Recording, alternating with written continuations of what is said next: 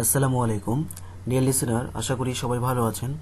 Last আমি Upwork প্রোফাইলটা কিভাবে কমপ্লিট করতে হবে সেটা আসলে দেখিয়েছি, কিন্তু রিভিউ করার আগে আরও একটি কাজ আছে। এখন সেটা করার পর আসলে রিভিউটা জন্য জমা দিতে হবে।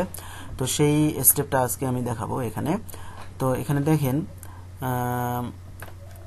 আমরা প্রথমে প্রথমে যে আপনার ওই ইউজার নেম এবং পাসওয়ার্ড ইউজ করে এখানে আমরা আমাদের আপওয়ার্ক প্রোফাইলটাতে লগ ইন করবো। লগ ইন করার পর আমাদের প্রথম যেহেতু আমাদেরকে একটা টেস্ট দিতেই হবে, কেননা আপওয়ার্ক রিডিনেস টেস্টটা আপনি যদি না দেন তাহলে আপনি কোনোভাবেই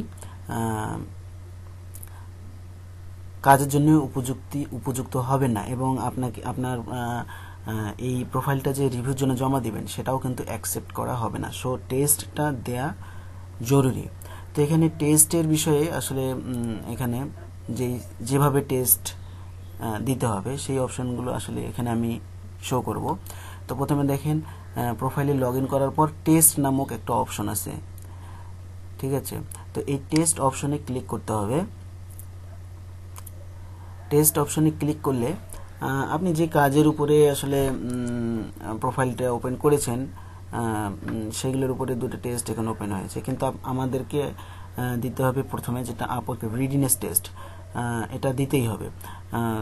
যারা ইন্ডিভিজুয়াল বা ইন্ডিপেন্ডেন্ট কন্ট্রাক্টর তাদেরকে এটা দিতেই হবে।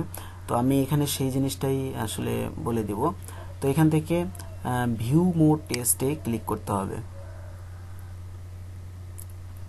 আচ্ছা, এখানে ভিউ মোড টেস্টে ক্লিক করার পরে দেখেন Upwork readiness test for independent contractors and company manager, just এইটাতে ক্লিক করতে হবে।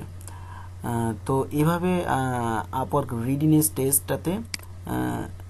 টেস্ট অপশনটাতে আপনি চলে যাবেন। তো এই সিস্টেমে আসলে এই পর্যন্ত আমার আজকের এই টিউটোরিয়ালটা আমি এখানেই শেষ করব। এরপরে টেস্টটা আসলে কিভাবে দিতে হবে এবং কিভাবে টেস্টটাতে পাস করতে হবে। যেমন দেখেন, টেস্টের পাস মার্ক হচ্ছে কিন্তু আপনার টোটাল মার্ক হচ্ছে কিন্তু 5। সো 5-এর মধ্যে অবশ্যই কিন্তু 5 পেতে হবে, না হলে কিন্তু আপনি এখানে অ্যালাউ করবেন না। সো ঠিক আছে, ধন্যবাদ। আশা করি বুঝতে পেরেছেন। আর টেস্টটা কিভাবে দিতে হবে এবং কিভাবে পাস করতে হবে আমি এটা নেক্সট টিউটোরিয়ালে আপনাদেরকে এখানে দেখাবো। ভালো থাকবেন। আসসালামু আলাইকুম।